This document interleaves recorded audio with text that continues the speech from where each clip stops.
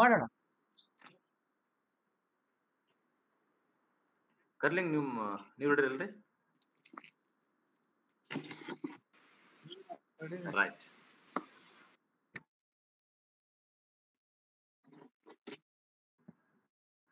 ಎಲ್ಲರಿಗೂ ನಮಸ್ಕಾರ.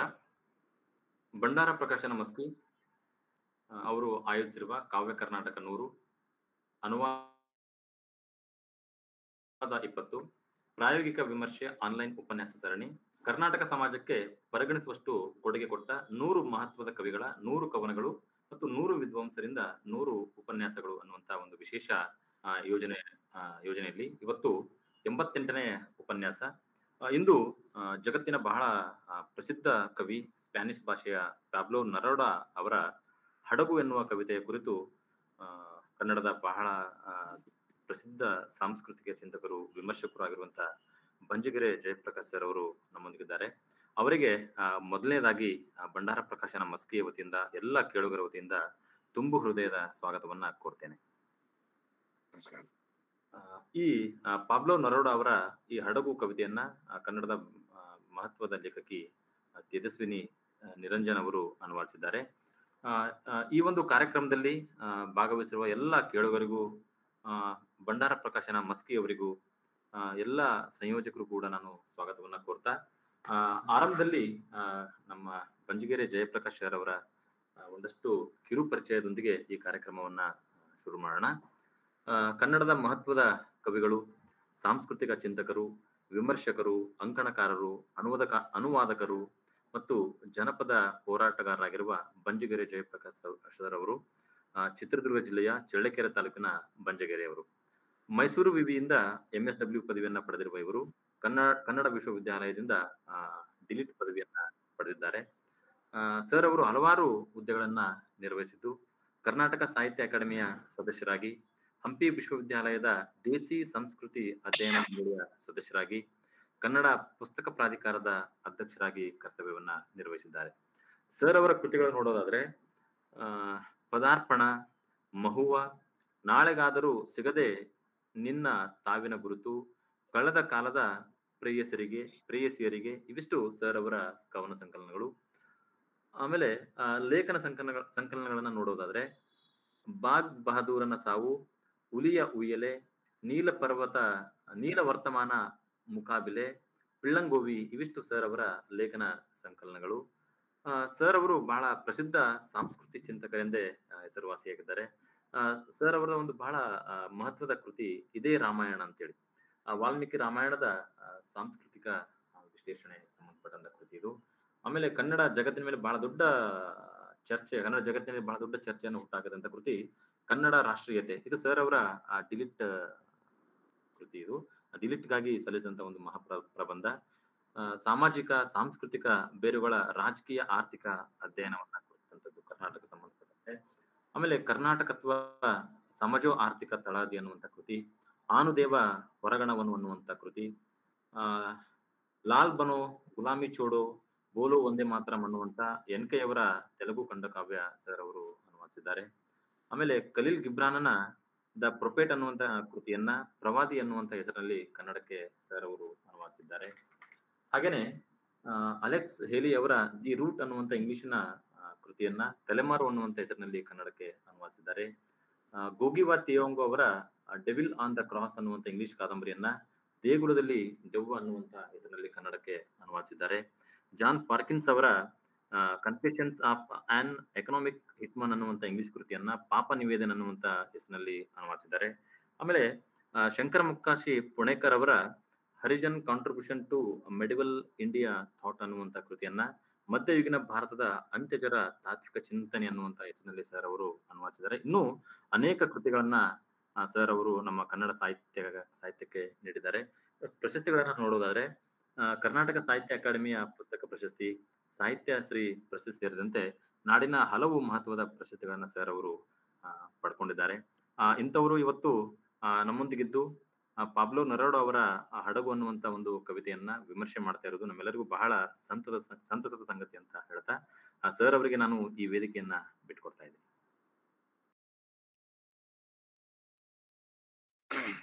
ಎಲ್ಲ ಸ್ನೇಹಿತರಿಗೂ ನಮಸ್ಕಾರ. ಪಾಬ್ಲೋ ನೆರುದಾ ನಿಮಗೆಲ್ಲರಿಗೂ ಕೂಡ ಪರಿಚಿತವಾದ ಹೆಸರು ಇರಬಹುದು ಅಂತ ನಾನು ಭಾವಿಸ್ತೀನಿ. ಬಹಳ ಮುಖ್ಯವಾಗಿ ಆತ ತನ್ನ ಕವಿತೆಗಳ ಮುಖಾಂತರವಾಗಿ ಹೆಚ್ಚು ಪ್ರಸಿದ್ಧನಾದವನು.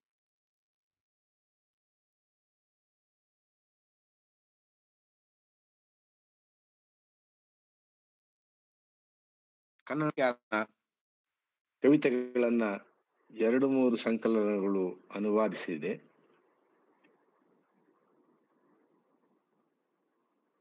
ಅದರಲ್ಲಿ ಬಹಳ ಮುಖ್ಯವಾಗಿರುವಂತದ್ದು ಈ ಹಿಂದೆ ಬಂದಂತಹ ಮೊದಲ ಅನುವಾದ ತೇಜಸ್ವಿನಿ ನಿರಂಜನ ಅವರದ್ದು. ಮರಳಿ ಬರುವೆ ಅನ್ನುವ ಹೆಸರಲ್ಲಿ ಒಟ್ಟು 25 ಕವಿತೆಗಳನ್ನ ಅವರು ಆಗ ಅನುವಾದಿಸಿದ್ರು. ಆ 25 ಕವಿತೆಗಳಲ್ಲಿ ಬಹುಪಾಲು ಕವಿತೆಗಳು ನನ್ನ ಮೆಚ್ಚಿನ ಕವಿತೆಗಳೇನೆ. ಆದರೆ ಇವತ್ತಿನ ಈ ಕಾರ್ಯಕ್ರಮದಲ್ಲಿ ನಾನು ಅವರ ಹಡಗು ಅನ್ನುವ ಕವಿತೆಯನ್ನ ವಾಚಿಸಬೇಕು ಅಂತ ಬಯಸ್ತಾ ಇದ್ದೀನಿ. ಆ ನಂತರದಲ್ಲಿ ಕವಿಯ ಬಗ್ಗೆ ಮತ್ತು ಕವಿತೆಯ ಬಗ್ಗೆ ನನ್ನ ಕೆಲವು ಅನಿಸಿಕೆಗಳನ್ನ ಹೇಳೋದಕ್ಕೆ ಪ್ರಯತ್ನ ಪಡ್ತೀನಿ. ಕವಿತೆಯ ಶೀರ್ಷಿಕೆ ಹಡಗು. ಈ ಸಂಕಲನ 1976ರಲ್ಲಿ ಮೊದಲ ಬಾರಿಗೆ ಪ್ರಕಟ ಆಯಿತು. ಅದನ್ನ ತೇಜಸ್ವಿನಿ ನಿರಂಜನ ಅವರು ಅನುವಾದ ಮಾಡಿದ್ರು. ಈಗ ಅದು ಸದ್ಯಕ್ಕೆ ಮಾರುಕಟ್ಟೆಯಲ್ಲಿ ಮುದ್ರಣ ಲಭ್ಯ ಇಲ್ಲದಿರುವಂತಹ ಕೃತಿ.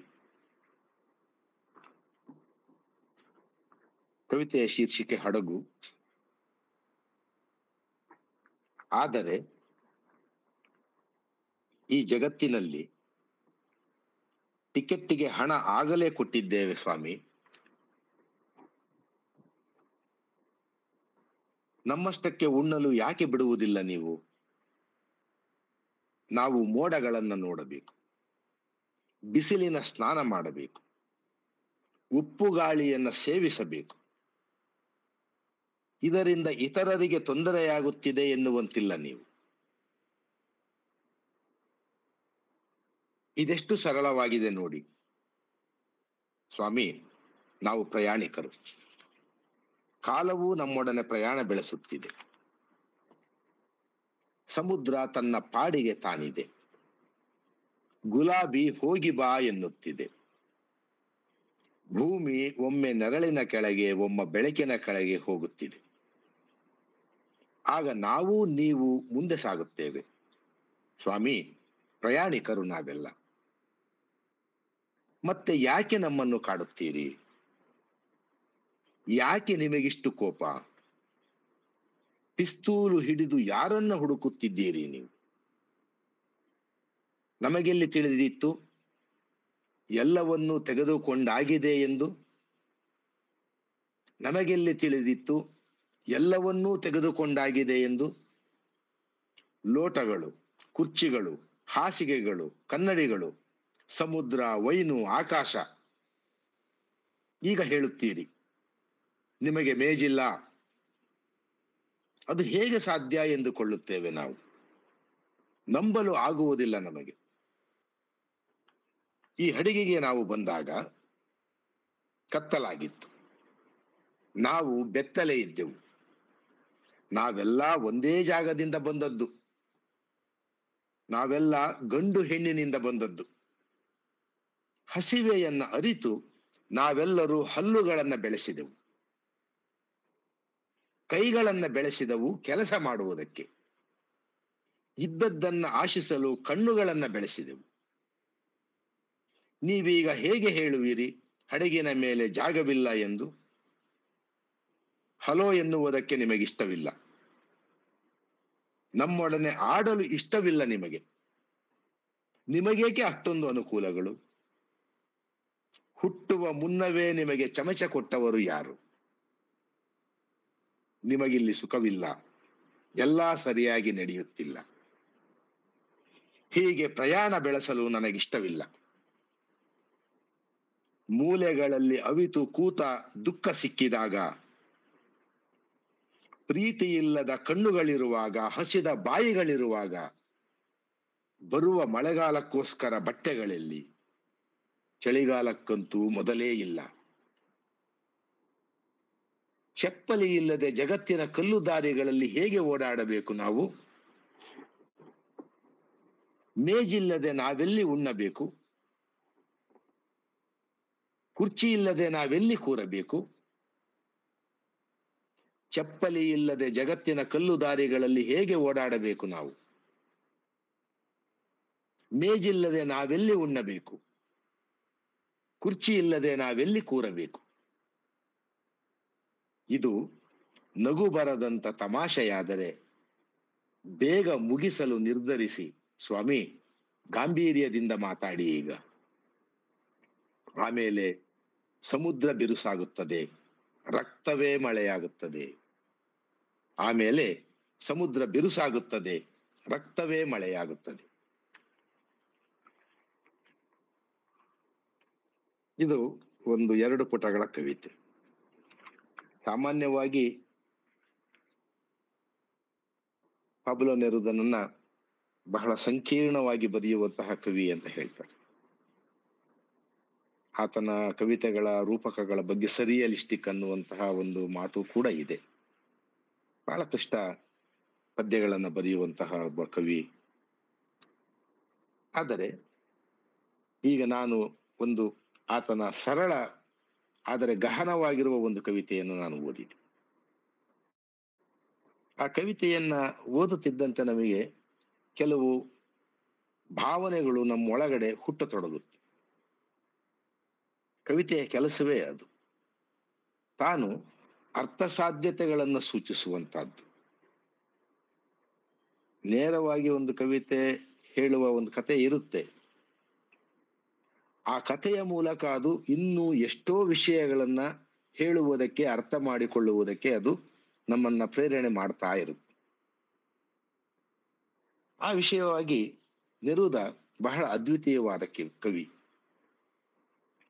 ನೆರೂದನ ಕಾವ್ಯ ಮತ್ತು ಆತನ ಕ್ರಿಯೆ ಎರಡೂ ಕೂಡ ಪರಸ್ಪರ ಬೆರೆತಂತಿದ್ದವು. ಈ ಕವಿತೆಯ ಅನುವಾದದ ಸಂದರ್ಭದಲ್ಲಿ ತೇಜಸ್ವಿನಿ ನಿರಂಜನ ಅವರು ಹೇಳುವಂತಹ ಮಾತು ಒಂದು ಬಹಳ ಮುಖ್ಯವಾದದ್ದು ಅಂತ ನನಗನ್ಸಿದೆ.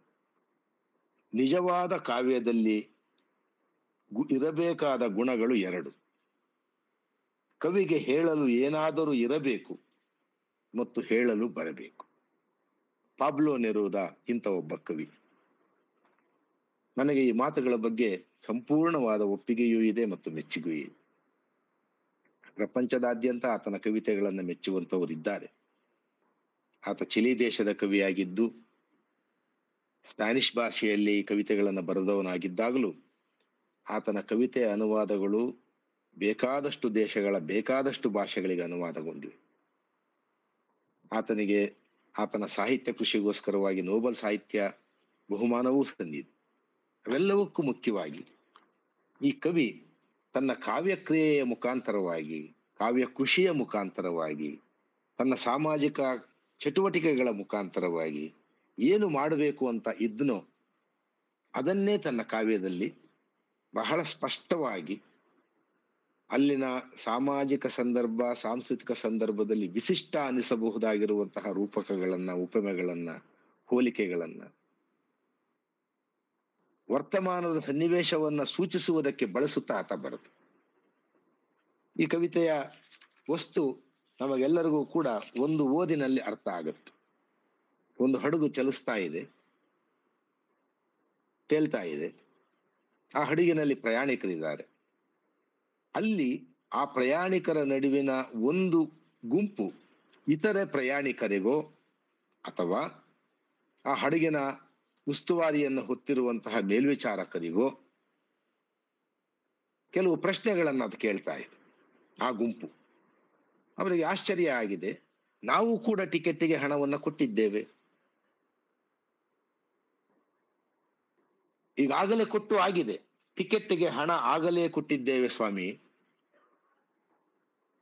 ಆದರೂ ನೀವು ನಮ್ಮಷ್ಟಕ್ಕೆ ಉಣ್ಣಲು ಬಿಡುವುದಿಲ್ಲ. ಇಲ್ಲಿ ಅವ್ರು ಹೇಳ್ತಾ ಇರುವಂತಹ ಕತೆ ಚಲಿಸ್ತಾ ಇರುವ ಮತ್ತು ತೇಲ್ತಾ ಇರುವಂತಹ ಒಂದು ಹಡಗಿನದಾಗಿದ್ದಾಗಲೂ ಅದನ್ನು ಅವರು ಸೂಚಿಸೋದಕ್ಕೆ ಬಯಸ್ತಾ ಇರುವಂತಹದ್ದು ಈ ಲೋಕದ ವಿದ್ಯಮಾನವನ್ನು. ಈ ಲೋಕದಲ್ಲಿ ಎರಡು ಬಗೆಯ ಗುಂಪುಗಳಿವೆ.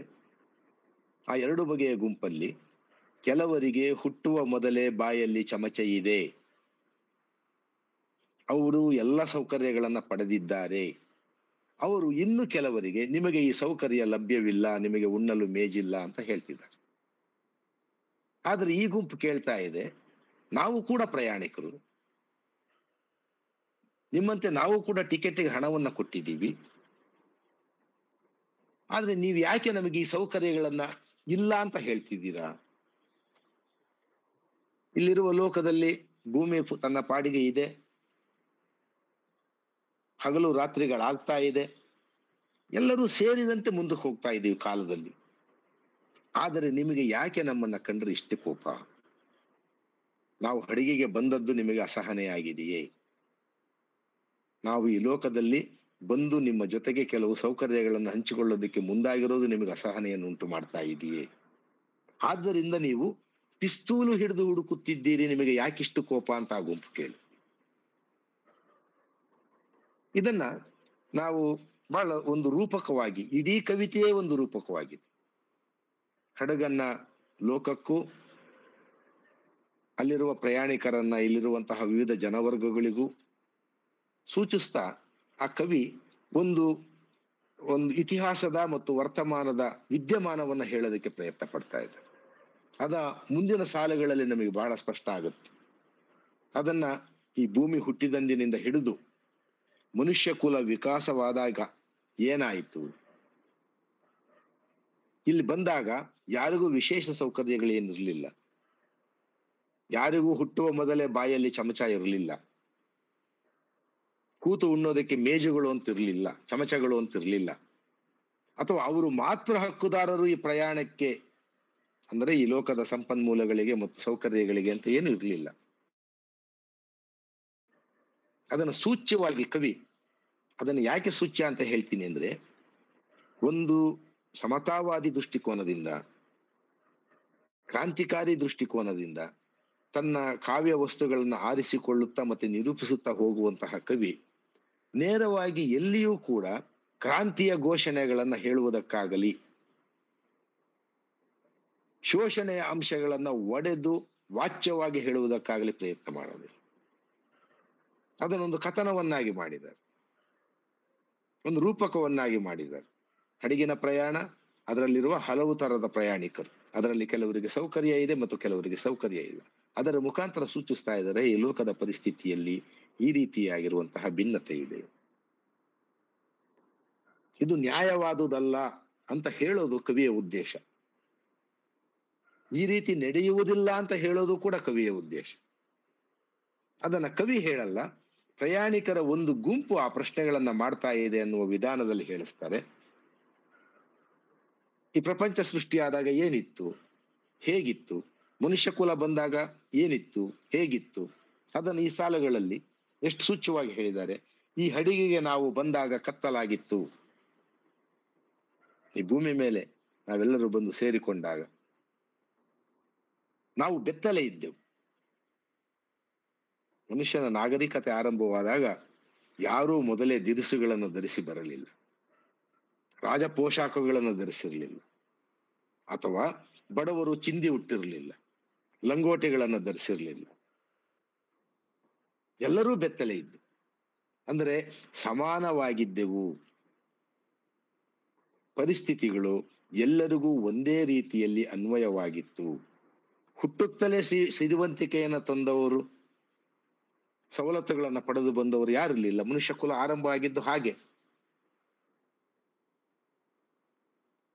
ಪ್ರಾಚೀನ ಶಿಲಾಯುಗಕ್ಕಿಂತ ಹಿಂದೆ, ಹಳೆಯ ಶಿಲಾಯುಗಕ್ಕಿಂತ ಹಿಂದೆ ಮನುಷ್ಯ ಕುಲ ಉಗಮವಾದಾಗ, ಅವನು ಅಲೆದಾಡುವ ತಂಡಗಳಲ್ಲಿದ್ದಾಗ ಎಲ್ಲರೂ ಬೆತ್ತಲೆ ಇದ್ದು. ಒಂದು ಸಾಮಾಜಿಕ ವಿಕಾಸದ ಇತಿಹಾಸವನ್ನು ಅಷ್ಟು ಸೂಚ್ಯವಾಗಿ, ಕಾವ್ಯಮಯವಾಗಿ ಪಾಬ್ಲೋ ನೆರುದ ಹೇಳಬಲ್ಲವರಾಗಿದ್ದಾನೆ ಅನ್ನೋದು ಇಲ್ಲಿ ಬಹಳ ಮುಖ್ಯ. ನಾವೆಲ್ಲ ಒಂದೇ ಜಾಗದಿಂದ ಬಂದದ್ದು, ನಾವೆಲ್ಲ ಗಂಡು ಹೆಣ್ಣಿನಿಂದ ಬಂದದ್ದು. ಯಾರ ಮನುಷ್ಯರು ಹುಟ್ಟಿದ್ರು ಕೂಡ ಅವರೆಲ್ಲರೂ ಕೂಡ ಪ್ರಕೃತಿ ಸಹಜವಾಗಿ ಗಂಡು ಹೆಣ್ಣಿನ ಮಿಲನದಿಂದ ಹುಟ್ಟಿ ಬಂದವರಾಗಿರ್ತಾರೆ. ಹುಟ್ಟುತ್ತಲೇ ರಾಜವಂಶದಲ್ಲಿ ಹುಟ್ಟಿದವರು, ಶ್ರೀಮಂತ ವಂಶದಲ್ಲಿ ಹುಟ್ಟಿದವರು, ಆ ರೀತಿಯಾಗಿ ಯಾರು ಇರೋದಿಲ್ಲ.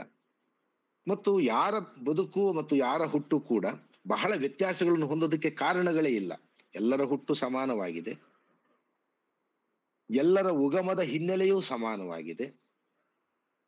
ಅದರ ಮುಖಾಂತರವಾಗಿ ಮುಂದುವರಿತಾ ಬಂದಿದ್ದೀವಿ. ಈಗ ಈ ಹಡಗಿನಲ್ಲಿ ನಮಗೆ ಜಾಗ ಇಲ್ಲ ಅಂತ ಹೇಳ್ತಿದ್ದೀರ. ನಮಗೆ ಉಣ್ಣುವುದಕ್ಕೆ ಮೇಜಿನ ಮೇಲೆ ಜಾಗವಿಲ್ಲ, ನಿಮಗೆ ಮೇಜೇ ಇಲ್ಲ ಅಂತ ಹೇಳ್ತಾ ಇದ್ದೀರ. ನಮಗೆ ಸ್ಥಾನವಿಲ್ಲ ಅಂತ ಹೇಳ್ತಾ ಇದ್ದೀರ. ಹಸಿವೆಯನ್ನ ಅರಿತು ನಾವೆಲ್ಲರೂ ಹಲ್ಲುಗಳನ್ನ ಬೆಳೆಸಿದೆವು. ಆಹಾರದ ರುಚಿಯನ್ನು ಕೂಡ ಮೊದಲೇ ನಿರ್ಧರಿಸಿ ಆಗಿರಲಿಲ್ಲ.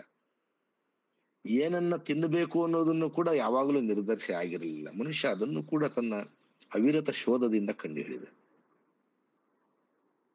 ಪ್ರಯೋಗಗಳಿಂದ ಕಂಡುಹಿಡಿದ, ಪ್ರಾಣಿ ಪಕ್ಷಿಗಳನ್ನು ನೋಡುವ ಅನುಕರಣೆಯಿಂದ ಕಂಡುಹಿಡಿದ.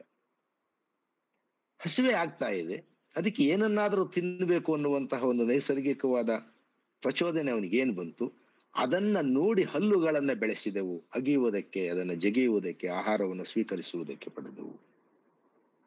ಕೈಗಳನ್ನ ಬೆಳೆಸಿದವು ಕೆಲಸ ಮಾಡುವುದಕ್ಕೆ. ಹಲ್ಲುಗಳೇನೋ ಬೆಳೀತು ಆಹಾರ ಸ್ವೀಕರಿಸುವುದಕ್ಕೆ, ಆಹಾರವನ್ನು ಜಿಗಿಯುವುದಕ್ಕೆ, ಆದರೆ ಅದಕ್ಕೋಸ್ಕರವಾಗಿ ಕೆಲಸಗಳನ್ನು ಕೂಡ ಮಾಡಬೇಕಾಯ್ತು. ಅದಕ್ಕೆ ಕೈಗಳನ್ನ ಬೆಳೆಸಿಕೊಂಡೆವು. ಅದನ್ನ ಕವಿ ಸೂಚ್ಯವಾಗಿ ಹೇಳ್ತಾ ಇರೋದು, ಕೈಗಳು ಕೂಡ ಮೊದಲೇ ಸಿದ್ಧವಾದವುಗಳಾಗಿರಲಿಲ್ಲ.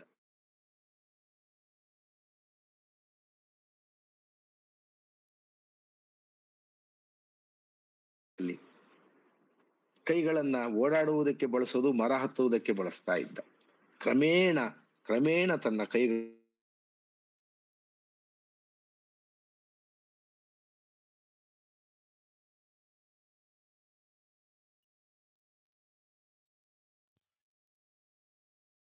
ಕಣ್ಣುಗಳನ್ನ ಬೆಳೆಸಿದವು. ಯಾವುದು ಇದೆ, ಯಾವುದು ಲಭ್ಯ ಇದೆ, ಅದು ಕೂಡ ಕಣ್ಣುಗಳ ಮುಖಾಂತರವಾಗಿ ನಮಗೆ ಅರಿವಾಗುತ್ತೆ. ಕಣ್ಣುಗಳು ಕೂಡ ಮೊದಲು ನೋಡ್ತಾ ಇದ್ದಂತಹದ್ದು, ಯಾವ್ಯಾವುದನ್ನು ನೋಡಬೇಕು, ಯಾವುದನ್ನು ಹೆಚ್ಚು ನೋಡಬೇಕು, ಯಾವುದನ್ನು ಆಶಿಸಿ ನೋಡಬೇಕು, ಇವೆಲ್ಲವೂ ಕೂಡ ಅಭಿರುಚಿಯ ಪ್ರಶ್ನೆಗಳು. ಬರೀ ಆಹಾರ ಮಾತ್ರ ನಮಗೆ ಕಣ್ಣಿಗೆ ಬೀಳ್ತಿತ್ತು, ಆಗ ನಾವು ಪ್ರಾಣಿ ಸಮಾನರಾಗಿತ್ತು. ಈಗ ಯಾವ ಯಾವ ಬಗೆಯ ಆಹಾರ ಬೇಕು,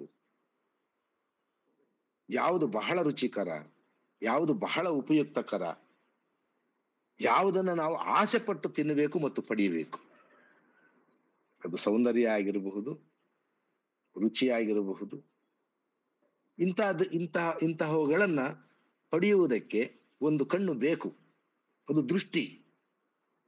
ಅದು ಬರೀ ನೋಡುವ ನೋಟ ಅಲ್ಲ, ಆಶಿಸುವ ನೋಟ, ಬಯಸುವ ನೋಟ. ಅದು ಒಳಗಡೆಯಿಂದ ಜೊತೆಗೆ ಸೇರಿ ಸೃಷ್ಟಿಯಾಗುವಂತಹದ್ದು. ಅದರಿಂದ ನಾವು ಇದ್ದುದನ್ನ ಆಶಿಸಲು ಕಣ್ಣುಗಳನ್ನ ಬೆಳೆಸಿದೆವು. ಅದರ ಮುಂದಕ್ಕೆ ನೀವು ಹೇಳ್ತೇನೆ, ಆದರೆ ನಿಮಗೆ ನಮ್ಮನ್ನ ಹಲೋ ಅನ್ನೋದಕ್ಕೆ ಇಷ್ಟ ಇಲ್ಲ. ಹಲೋ ಅನ್ನೋದು ಸಾಮಾನ್ಯವಾಗಿ ಸಮಾನರ ನಡುವೆ ನಡೆಯುವಂತಹ ಒಂದು ಕುಶಲೋಪರಿ.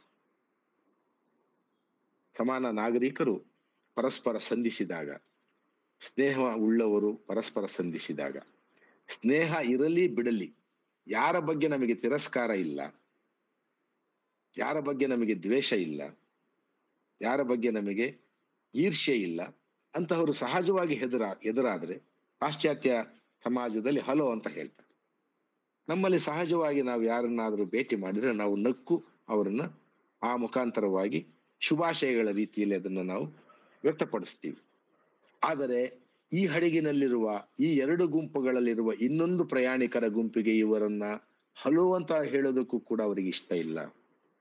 ಅದರ ಅರ್ಥ ಅವರು ಇವರನ್ನ ಸ್ನೇಹ ಭಾವದಿಂದ ನೋಡೋದಿಕ್ಕೆ, ಸಮಾನ ಭಾವದಿಂದ ನೋಡೋದಿಕ್ಕೆ ಇಷ್ಟವಿಲ್ಲದವರಾಗಿದ್ದಾರೆ. ಇವರ ಬಗ್ಗೆ ಅವರಿಗೆ ತಿರಸ್ಕಾರದ ಭಾವನೆ ಇದೆ.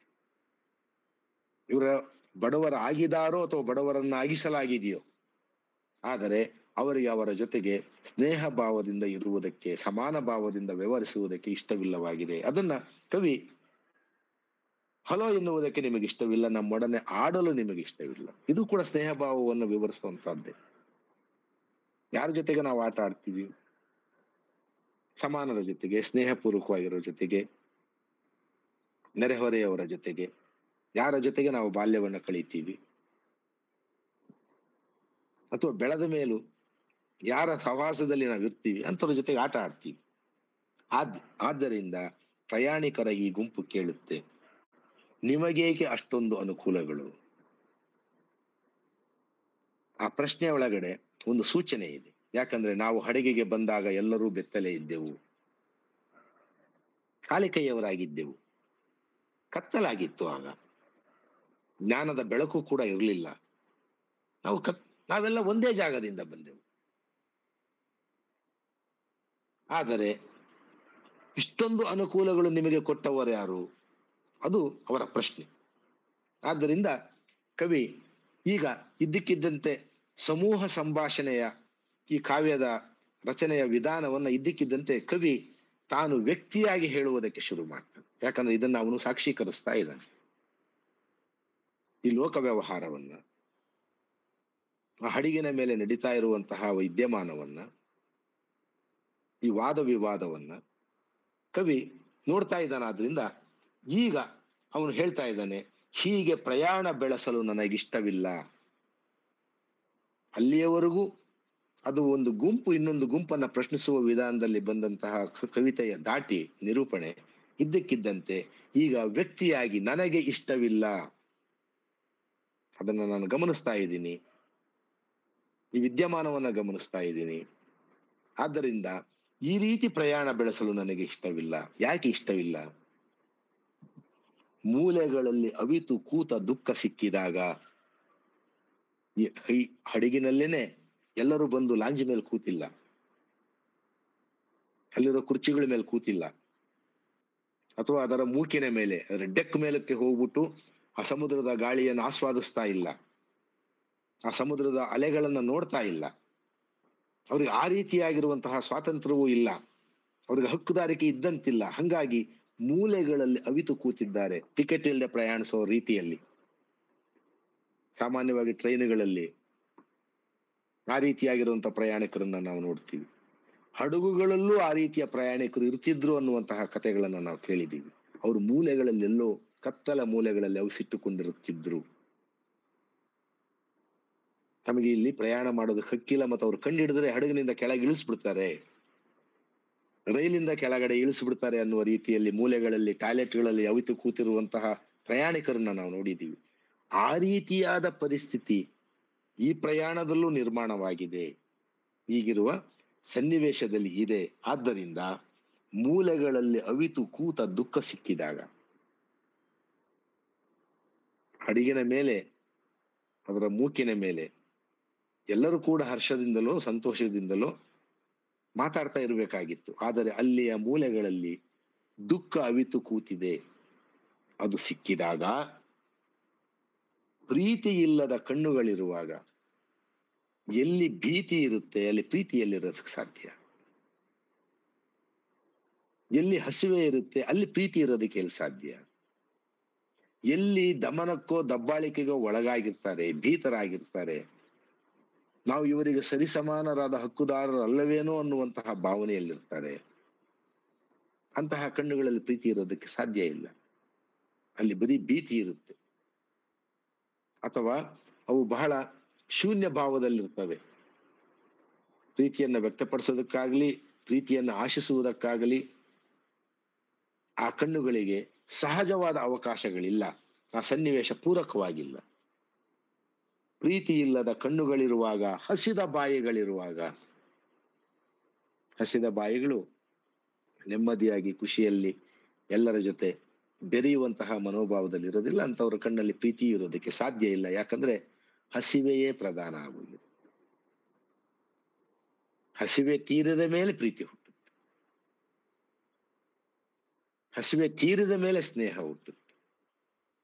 ತಾನೂ ಕೂಡ ಎಲ್ಲರಂತೆ ಸೌಕರ್ಯಗಳನ್ನ ಪಡೆದ ಮೇಲೆ, ಮೇಜಿನ ಮೇಲೆ ಕೂತು ತಾನೂ ಉಣ್ಣುವುದಕ್ಕೆ ಒಂದು ಜಾಗ ಸಿಕ್ಕ ಮೇಲೆ ಅವನಿಗೆ ಸರೀಕ ಭಾವ ಬರುತ್ತೆ. ಆಗ ಅವನ ಕಣ್ಣುಗಳಲ್ಲಿ ಪ್ರೀತಿ ಉಕ್ಕುತ್ತೆ. ಅದರಿಂದ ಪ್ರೀತಿ ಇಲ್ಲದ ಕಣ್ಣುಗಳು ಇರುವಾಗ, ಹಸಿದ ಬಾಯಿಗಳಿರುವಾಗ, ನನಗೆ ಈ ರೀತಿ ಪ್ರಯಾಣ ಬಳಸಲು ಇಷ್ಟವಿಲ್ಲ, ನನಗೆ ಈ ವ್ಯವಸ್ಥೆ ಒಪ್ಪಿಗೆ ಇಲ್ಲ,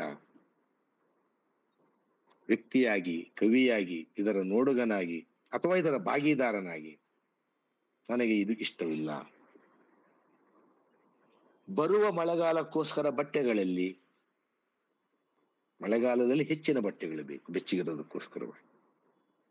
ಅದರಲ್ಲೂ ಚಳಿ ಚಳಿ ಹೆಚ್ಚಿರುವಂತಹ ಆ ದೇಶಗಳಲ್ಲಂತೂ ಅವರು 2-3 ಬಗೆಯ ಉಡುಪುಗಳನ್ನು ಧರಿಸ್ತಾರೆ. ನಮ್ಮ ರೀತಿ ಉಷ್ಣ ಪ್ರದೇಶಗಳಲ್ಲಿರೋರು ಬಹಳ ಸರಳವಾದ ಉಡುಪನ್ನು ಧರಿಸ್ಬೋದು.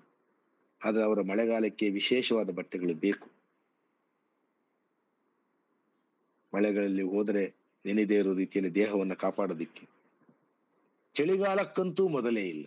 ಚಳಿಗಾಲಕ್ಕೂ ವಿಶೇಷವಾದ ಬಟ್ಟೆಗಳು ಬೇಕು, ಅಲ್ಲಿನ ಚಳಿಯನ್ನ ಕಾಪಾಡಿಕೊಳ್ಳುವುದಕ್ಕೆ, ಅಲ್ಲಿನ ಮಳೆಗಾಲವನ್ನು ಕಾಪಾಡಿಕೊಳ್ಳುವುದಕ್ಕೆ. ಬಟ್ಟೆಗಳೇ ಇಲ್ಲ. ಇಷ್ಟು ಮಾತ್ರ ಅಲ್ಲ, ದೇಹಕ್ಕೆ ಹಾಕಿಕೊಳ್ಳುವುದಕ್ಕೆ ಬಟ್ಟೆಗಳು ರಕ್ಷಣೆ ಇಲ್ಲದಿರುವುದು ಮಾತ್ರ ಅಲ್ಲ, ಜಗತ್ತಿನ ತುಂಬಾ ಕಲ್ಲು ದಾರಿ, ಕಷ್ಟದ ದಾರಿ, ಕಲ್ಲು ಮುಳ್ಳುಗಳು ಹರಡಿರುವಂತಹ ದಾರಿ, ಕಠಿಣವಾದ ದಾರಿ, ಆ ದಾರಿಗಳಲ್ಲಿ ಚಪ್ಪಲಿ ಇಲ್ಲದೆ ಹೇಗೆ ಓಡಾಡಬೇಕು ನಾವು? ಆ ಸೂಚ್ಯತೆ ಅನುಭವ ಪ್ರಧಾನವಾಗಿರುವಂತಹ ಒಂದು ಹೋಲಿಕೆ, ಅನುಭವ ಪ್ರಧಾನವಾಗಿರುವಂತಹ ಒಂದು ರೂಪಕ, ನಿತ್ಯದ ಜೀವನದಿಂದ ಎತ್ತಿ ತಂದಿರುವಂತಹ ಒಂದು ಹೋಲಿಕೆ. ಇದನ್ನು ಉಪಮೆಯೋ ರೂಪಕವೋ ನಾವು ಏನಂತ ಕರೀತೀವೋ ಅದನ್ನ ನಿತ್ಯದ ಜೀವನದಿಂದ ತಂದಿದ್ದಾರೆ. ಸಾಮಾನ್ಯ ಜೀವನದ ಹಿನ್ನೆಲೆಯಿಂದ ಬಹಳ ದೊಡ್ಡದಾಗಿರುವಂತಹ ಒಂದು ಧ್ವನಿ ಸಾಧ್ಯತೆಯನ್ನ ತರ್ತಾ ಇದ್ದಾರೆ. ಜಗತ್ತಿನ ಕಲ್ಲು ದಾರಿಗಳಲ್ಲಿ ಚಪ್ಪಲಿ ಇಲ್ಲದೆ ನಾವು ಹೇಗೆ ಓಡಾಡಬೇಕು? ಆ ಜಗತ್ತಿನ ದಾರಿ ಸಪಾಟ ಆಗಿದ್ರೆ, ಸಮತಟ್ಟಾಗಿದ್ರೆ, ನಯವಾಗಿದ್ದಿದ್ರೆ ನಾವು ಚಪ್ಪಲಿ ಇಲ್ಲದಿರೋದನ್ನ ಗಮನಿಸ್ತಾ ಇರ್ಲಿಲ್ಲ, ಕೇಳ್ತಿರ್ಲಿಲ್ಲ ನಿಮ್ಮನ್ನಿದೆಲ್ಲ. ಆದ್ರೆ ಇವು ನಮಗೆ ಕನಿಷ್ಠ ಸೌಕರ್ಯಗಳು, ಮಳೆಗಾಲಕ್ಕೆ ಬಟ್ಟೆ, ಚಳಿಗಾಲಕ್ಕೆ ಬಟ್ಟೆ ಮತ್ತು ಕಲ್ಲು ದಾರಿಗಳಲ್ಲಿ ಓಡಾಡೋದಕ್ಕೆ, ನಮ್ಮ ಪಾದಗಳನ್ನು ರಕ್ಷಿಸ್ಕೊಳ್ಳೋದಕ್ಕೆ ಪಾದರಕ್ಷೆ, ಅವೇ ಇಲ್ಲ. ನಾವು ಹೇಗೆ ಓಡಾಡಬೇಕು? ಅವರು ಕೇಳ್ತಾ ಇರುವಂತಹ ಸೌಕರ್ಯಗಳು ಯಾವುವೂ ಕೂಡ ದುಬಾರಿಯಾದವುಗಳಲ್ಲ, ವಿಲಾಸಿಯಾದವುಗಳಲ್ಲ, ಸಹಜ ಬದುಕಿಗೆ ಬೇಕಾಗಿರುವ ಸಾಮಾನ್ಯ ಅವಶ್ಯಕತೆಗಳನ್ನ ಕೇಳ್ತಾ ಇದ್ದಾರೆ. ಅದರ ಅರ್ಥ ಆ ಸಾಮಾನ್ಯ ಅವಶ್ಯಕತೆಗಳು ಪೂರೈಸಿಕೊಳ್ಳೋದಕ್ಕೆ ಆಗದಿರುವಂತಹ ಜನವರ್ಗ ಇದೆ ಈ ಹಡಗಿನ ಮೇಲೆ, ಈ ಲೋಕದ ಮೇಲೆ. ಆ ಹಡಗು ಅನ್ನುವಂಥದ್ದು ಕೂಡ ಸುಮ್ಮನೆ ಯಾದೃಚ್ಛಿಕವಾಗಿ ತಂದಿರುವಂತಹ ಹೋಲಿಕೆ ಅಂತ ನಾನು ಭಾವಿಸೋದಿಲ್ಲ. ಈ ಬ್ರಹ್ಮಾಂಡದಲ್ಲಿ ಹೆಂಗೆ ನೀರಿನ ಬಹಳ ವಿಸ್ತಾರವಾದ ಆ ಸಮುದ್ರದ ಮೇಲೆ ದೊಡ್ಡ ಹಡಗೊಂದು ತೇಲ್ತಾ ಇದೆಯೋ, ಈ ಭೂಮಿ ಕೂಡ ಈ ಬ್ರಹ್ಮಾಂಡದಲ್ಲಿ ಅದೇ ರೀತಿಯಾಗಿ ತೇಲ್ತಾ ಇದೆ. ಅದು ಯಾವುದ್ರ ಮೇಲೂ ನಡೀತಾ ಇಲ್ಲ, ತೇಲ್ತಾ ಇದೆ ಅಂತರಿಕ್ಷದಲ್ಲಿ. ಆದ್ರಿಂದ ನಾವು ಭೂಮಿಯನ್ನ ಬಿಟ್ಟು ಹೋಗಿ ಅಂತರಿಕ್ಷದಲ್ಲಿ ನಿಂತು ನೋಡಿದ್ರೆ, ಬೇರೆ ಇನ್ನೊಂದು ಗ್ರಹದ ಮೇಲೆ ನಿಂತು ನೋಡಿದ್ರೆ ತೇಲ್ತಾ ಇರುವ ಹಡಗಿನ ತರವೇ ಕಾಣಿಸುತ್ತೆ. ಆದ್ದರಿಂದಲೇ ಆ ಹಡಗಿನ ರೂಪಕವನ್ನ ತಗೊಂಡು ಅಲ್ಲಿರುವ ಪ್ರಯಾಣಿಕರು ಅನ್ನುವ ರೀತಿಯಲ್ಲಿ ಜನರನ್ನ ಬಣ್ಣಿಸ್ತಾ ಆತ ಕೇಳ್ತಾ ಇರುವಂತಹ ಸಹಜ ಸೌಕರ್ಯಗಳು, ಸಾಮಾನ್ಯ ಸೌಕರ್ಯಗಳು. ಮೇಜಿಲ್ಲದೆ ನಾವೆಲ್ಲಿ ಉಣ್ಣಬೇಕು? ಭಾರತೀಯರಾದ ನಮಗೆ ಇದು ಸ್ವಲ್ಪ ವಿಶೇಷವಾಗಿರುವಂತಹ ಅವಶ್ಯಕತೆ ಅಂತ ಕಂಡುಬಿಡಬಹುದು. ಯಾಕಂದ್ರೆ ಭಾರತದ ಮಾಮೂಲಿ ಜನತೆಯ, ಜನಸಾಮಾನ್ಯರ ಈ ಹಿಂದಿನ ಜೀವನ ಪದ್ಧತಿ ನಾವು ನೋಡಿದ್ರೆ ಅಲ್ಲಿ ಮೇಜಿನ ಮೇಲೆ ಕೂತು ಉಣ್ಣುವುದು ಅನ್ನೋದು ಒಂದು ಕ್ರಮವೇನೋ ಆಗಿರ್ಲಿಲ್ಲ. ಆದರೆ ಅಲ್ಲಿನ ಸಮಾಜಗಳಲ್ಲಿ, ಆ ಚಳಿಯ ದೇಶಗಳಲ್ಲಿ, ಐರೋಪ್ಯ ಸಂಸ್ಕೃತಿಯ ಪ್ರಭಾವ ಇರುವಂತಹ ದೇಶಗಳಲ್ಲಿ ಊಟ ಮಾಡುವುದು ಅನ್ನೋದಕ್ಕೆ ಒಂದು ಮೇಜಿರುತ್ತೆ. ನೆಲದ ಮೇಲೆ ಕೂತು ಕಟ್ಟೆ ಮೇಲೆ ಊಟ ಮಾಡುವ ಕ್ರಮ ಅದು ಭಾರತೀಯರಿಗೆ ಸೇರಿದೆ. ಅಲ್ಲಿ ಒಂದು ಮೇಜು, ಅದು ಎಂತಹದೇ ಮುರುಕಲು ಮೇಜಾಗಿರ್ಲಿ. ಚಾರ್ಲಿ ಚಾಪ್ಲಿನ್ ಸಿನಿಮಾಗಳನ್ನು ನೋಡಿದ್ರೆ ನಮಗೆ ಗೊತ್ತಾಗುತ್ತೆ. ಅವನಿರುವ ಕಡು ಬಡತನದ ಆ ಪರಿಸ್ಥಿತಿಯಲ್ಲೂ ಕೂಡ ಅವನು ಏನನ್ನಾರು ತಿನ್ಬೇಕಾದ್ರೆ ಅಲ್ಲಿರುವ ಯಾವುದೋ ಒಂದು ಮುರುಕಲು ಮೇಜಿನ ಮೇಲೆ ಕೂತು ಒಂದು ಕುರ್ಚಿಯ ಮೇಲೆ ಕೂತು ತಿಂತಾನೆ. ತಿನ್ನುವುದಕ್ಕಿರುವ ಕ್ರಮ ಅದು. ಚಮಚೆ, ಒಂದು ಕುರ್ಚಿ ಮತ್ತು ಒಂದು ಮೇಜು, ಅದರ ಮುಖಾಂತರ ಊಟವನ್ನು ಮಾಡೋದು. ನಮಗೆ ನಮ್ಮ ಬೆರಳುಗಳು ಸಾಕು. ಆದ್ರೆ ಅಲ್ಲಿ ಆದ್ದರಿಂದ ಮೇಜಿಲ್ಲದೆ ನಾವೆಲ್ಲಿ ಉಣ್ಣಬೇಕು? ಕವಿತೆ ಬಹಳ ದೊಡ್ಡ ದೊಡ್ಡ ಶಬ್ದಗಳನ್ನ, ಬಹಳ ಅಲಂಕಾರದ ಶಬ್ದಗಳನ್ನ ಬಳಸೋದ್ರ ಮುಖಾಂತರವೇ ಧ್ವನಿಯನ್ನ ಸೃಷ್ಟಿಸ್ಬೇಕು ಅಂತಿಲ್ಲ. ಬಹಳ ಸರಳವಾಗಿ ಸಹಜವಾಗಿ ಕೂಡ ಅರ್ಥ ಸಾಧ್ಯತೆಗಳನ್ನ, ಅರ್ಥ ಸೂಚನೆಗಳನ್ನ ಅದು ಕೊಡಬಲ್ಲದು. ಮೇಜಿಲ್ಲದೆ ನಾವೆಲ್ಲಿ ಉಣ್ಣಬೇಕು ಅನ್ನುವಂತಹ ಒಂದು ಮಾತು ಅವರ ಸಂಸ್ಕೃತಿ ಮತ್ತು ಅಲ್ಲಿನ ಸಾಮಾಜಿಕ ಸನ್ನಿವೇಶದ ವಿಷಯದಲ್ಲಿ ನನ್ನ ಒಂದು ಕನಿಷ್ಠ ಅವಶ್ಯಕತೆ ಇಲ್ಲಿ ಒದಗಿಲ್ಲ. ಮೇಜಿಲ್ಲದೆ ನಾವೆಲ್ಲಿ ಕೂರಬೇಕು? ಕುರ್ಚಿ ಇಲ್ಲದೆ ನಾವೆಲ್ಲಿ ಕೂರಬೇಕು? ಕುರ್ಚಿಯ ಮೇಲೆ ಕೂರಬೇಕಾಗಿರುವಂತದ್ದು ಅಲ್ಲಿನ ಸಂಸ್ಕೃತಿಯ ರೀತಿ, ಅಲ್ಲಿನ ಭಾಗ. ನಮ್ಮಂತೆ ಸಹಜವಾಗಿ ನೆಲದಲ್ಲಿ ಚಾಪೆ ಮೇಲೆ ಕೂರೋರಲ್ಲ ಅವರು. ಅಲ್ಲಿನ ಜನತೆಯ ಬದುಕಿನ ವಿನ್ಯಾಸಕ್ಕೆ ಅವ್ರು ಕೇಳ್ತಾ ಇದ್ದಾರೆ, ನಮಗೆ ಕುರ್ಚಿ ಇಲ್ಲಲ್ಲ, ನಮಗೆ ಜಾಗ ಇಲ್ಲವಲ್ಲ, ಕೂರುವುದಕ್ಕೆ ಅವಕಾಶವಿಲ್ಲ ಅನ್ನೋದನ್ನೇ ಕುರ್ಚಿ ಅನ್ನೋದು ಸೂಚಿಸ್ತಾ ಇದೆ. ನಮಗೆ ಕೂರುವುದಕ್ಕೆ ಕುರ್ಚಿ ಇಲ್ಲ, ಎಲ್ಲಿ ಕೂರಬೇಕು ಎಲ್ಲವನ್ನ ವಿವರಿಸಿ ಇಲ್ಲಿರುವ ಈಗಿನ ಪರಿಸ್ಥಿತಿ ವರ್ತಮಾನದ್ದು ಮತ್ತು ನಾವು ಈ ಹಿಂದೆ ಹಿಂಗಿದ್ವಿ, ಎಲ್ಲರೂ ಕೂಡ ಖಾಲಿ ಕೈಯಲ್ಲಿ ಬರಿಗೈಯಲ್ಲಿ ಬಂದಿದ್ವಿ ಅನ್ನೋದನ್ನ ಹೇಳಿ ಈ ಪ್ರಶ್ನೆಗಳನ್ನೆಲ್ಲ ಕೇಳಿದ ಮೇಲೆ ಆ ಕವಿತೆಯ ಕಡೆಯ ಒಂದು ಪಂಕ್ತಿ ಒಂದು ಅಸಾಧ್ಯವಾಗಿರುವಂತಹ ಸಾಧ್ಯತೆಯನ್ನು ಅದು ಸೂಚಿಸ್ತಾ ಇದೆ, ಎಚ್ಚರಿಕೆಯನ್ನ ಕೊಡ್ತಾ ಇದೆ, ಕ್ರಾಂತಿಯ ಬರವನ್ನ ಅದು ನಿರ್ದೇಶಿಸ್ತಾ ಇದೆ. ಇದೇ ರೀತಿ ಇದ್ದರೆ ನಾವು ಟಿಕೆಟ್ಗೆ ಹಣವನ್ನು ಕೊಟ್ಟು ಆಗಿದೆ. ಟಿಕೆಟ್ಗೆ ಹಣವನ್ನು ಹೇಗೆ ಕೊಟ್ಟಿದ್ದೀವಿ? ಎಲ್ಲಾ ಬಡವರು ಕೂಡ ದುಡಿದು ಈ ದೇಶದ ಸಂಪತ್ತನ್ನ, ಪ್ರಪಂಚದ ಸಂಪತ್ತನ್ನು ಸೃಷ್ಟಿ ಮಾಡಿದವರು. ಟಿಕೆಟ್ಗೆ ಹಣ ಕೊಡೋದಂದ್ರೆ ಅದೇನೆ. ತಾವು ಯಾವ ಸೌಕರ್ಯವನ್ನ ಪಡಿಬೇಕು, ಯಾವುದನ್ನ ಪ್ರಯಾಣಿಸ್ಬೇಕು, ಏನನ್ನ ತಿನ್ನಬೇಕು, ಎಲ್ಲಿ ಕೂರಬೇಕು ಅಂತ ಹೇಳಿದ್ರೆ ಅದಕ್ಕೆ ಅವ್ರ ಹಣವನ್ನು ಪಾವತಿ ಮಾಡಿದ್ರು. ಆದ್ರೆ ಹಣವನ್ನು ಈಗಾಗಲೇ ಪಾವತಿ ಮಾಡಿ ಆಗಿದೆ. ದುಡಿಮೆಯ ಮುಖಾಂತರ ಅನಾದಿ ಕಾಲದಿಂದ ಮನುಷ್ಯ ಕುಲ ಹುಟ್ಟಿದಾಗಿನಿಂದ ಶ್ರಮಿಕರು, ಶ್ರಮಜೀವಿಗಳು ತಮ್ಮ ದುಡಿಮೆಯಿಂದ ಸಂಪತ್ತನ್ನು ಸೃಷ್ಟಿಸುವ ಮುಖಾಂತರವಾಗಿ ಪ್ರಪಂಚದಲ್ಲಿ ಅವರ ಟಿಕೆಟ್ಗಳಿಗೆ ಅವರ ಹಣವನ್ನು ಪಾವತಿ ಮಾಡಿ ಆಗಿದೆ. ಆದ್ರೆ ಇವರು ಆ ಟಿಕೆಟ್ಗಳನ್ನ ಮಾನ್ಯ ಮಾಡೋದಕ್ಕೆ ರೆಡಿ ಇಲ್ಲ. ಆ ಟಿಕೆಟ್ ಅಲ್ಲ ನಾವು ಕೇಳ್ತಾ ಇರೋದು. ಇವ್ರು ಹೇಳ್ತಿದ್ರು ಇದು ಸಹಜವಾಗಿದೆ. ನಮ್ಮ ಶ್ರಮಶಕ್ತಿ, ನಮ್ಮ ದುಡಿಮೆ, ಅವುಗಳ ಮುಖಾಂತರವಾಗಿ ಸೃಷ್ಟಿಯಾಗಿರುವಂತಹ ನೂರಾರು ವಸ್ತುಗಳು, ಸಾಮಗ್ರಿಗಳು, ಈ ಸೌಕರ್ಯಗಳು ಇವೆಲ್ಲವೂ ಕೂಡ ನಮ್ಮ ಶ್ರಮಶಕ್ತಿಯಿಂದ ನಡೀತಾ ಇರೋದು. ನಾವು ಟಿಕೆಟ್ಗೆ ಆಗಲೇ ಹಣವನ್ನು ಕೊಟ್ಟು ಆಗಿದೆ. ಆ ಹಕ್ಕಿನಿಂದ ನಾವು ಈ ಭೂಮಿಯ ಮೇಲೆ ಇದ್ದೀವಿ. ನಾವು ವಿಶ್ರಾಂತಿಯಿಂದ ಕೂರೋಕ್ ಬಂದಿಲ್ಲ, ವಿಲಾಸದಿಂದ ಇರೋದಕ್ಕೆ ಬರ್ತಿಲ್ಲ. ಸಹಜ ಸೌಕರ್ಯಗಳನ್ನ ಕೇಳ್ತಾ ಇದ್ದೀವಿ, ಯಾಕಂದ್ರೆ ನಾವು ಟಿಕೆಟ್ಗೆ ಹಣವನ್ನು ಕೊಟ್ಟಾಗಿದೆ. ಆದರೆ ನೀವು ಅದನ್ನು ಒದಗಿಸಲಿಲ್ಲ ಅಂದ್ರೆ, ಈ ನಮ್ಮ ಪ್ರಶ್ನೆಗಳಿಗೆ ನಿಮ್ಮ ಉತ್ತರಗಳು ಸಕಾರಾತ್ಮಕವಾಗಿ ಇರಲಿಲ್ಲ ಅಂದ್ರೆ ಏನಾಗುತ್ತೆ ಅನ್ನೋದನ್ನ ಆಗ ಕವಿ ಎಷ್ಟು ಸಾಂದ್ರವಾಗಿ ಆಶಯವನ್ನ ಹೇಳ್ತಾನೆ. ಘೋಷಣೆಯಾಗಬಹುದಾಗಿದ್ದ ಮಾತುಗಳನ್ನ ಕಾವ್ಯಮಯವಾಗಿ ಹೇಳಬಲ್ಲ. ಅದಕ್ಕೆ ಪಾಬ್ಲೋ ನೆರೂದ ದೊಡ್ಡ ಕವಿ ಅಂತ ಅನ್ನೋದು, ಪ್ರತಿಭಾಶಾಲಿ ಕವಿ ಅಂತ ಹೇಳೋದು. ನೋಡಿ ಹೇಳ್ತಾನೆ, ಇದು ನಗು ಬರದಂತ ತಮಾಷೆಯಾದರೆ.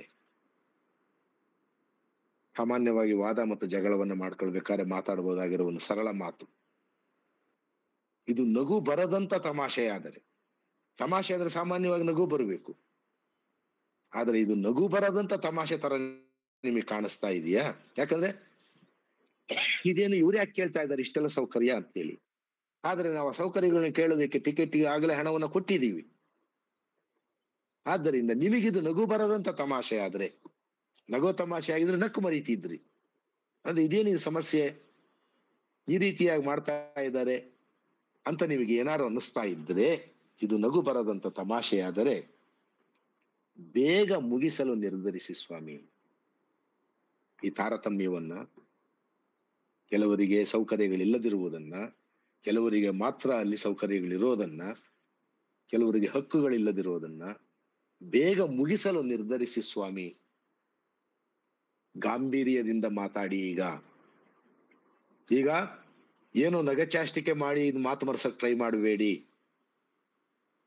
ಏನೋ ಕುಶಾಲಾಗಿ ಮಾತಾಡ್ಬಿಟ್ಟು ಇವೆಲ್ಲಾ ವಿಷಯಗಳನ್ನ ಪಕ್ಕಕ್ಕಿಡೋದಕ್ಕೆ ಪ್ರಯತ್ನ ಪಡಬೇಡಿ. ಗಾಂಭೀರ್ಯದಿಂದ ಮಾತಾಡಿ. ಗಂಭೀರವಾಗಿ ಇದನ್ನ ಅಟೆಂಡ್ ಮಾಡ್ರಿ ನಾವು ಕೇಳ್ತಿರುವ ಪ್ರಶ್ನೆಗಳನ್ನ. ಇಲ್ಲದಿದ್ದರೆ ಆಮೇಲೆ ಗಾಂಭೀರ್ಯದಿಂದ ಮಾತಾಡದಿದ್ದರೆ, ಈ ನಗು ಬರದಂತ ತಮಾಷೆಯನ್ನ ನೀವು ಬೇಗ ಮುಗಿಸಲು ನಿರ್ಧರಿಸದಿದ್ದರೆ ಸಮುದ್ರ ಬಿರುಸಾಗುತ್ತದೆ. ಆಮೇಲೆ ಸಮುದ್ರ ಬಿರುಸಾದ್ರೆ ಏನಾಗುತ್ತೆ? ಹಡಗಿನಲ್ಲಿ ಪ್ರಯಾಣ ಮಾಡಿರುವ ನಮ್ಗೆಲ್ಲರಿಗೂ ಕೂಡ ಗೊತ್ತಿದೆ. ಹಡಗಿನಲ್ಲಿ ಪ್ರಯಾಣದ ಅನುಭವ ಇರೋ ಎಲ್ಲರಿಗೂ ಗೊತ್ತಿರುತ್ತೆ.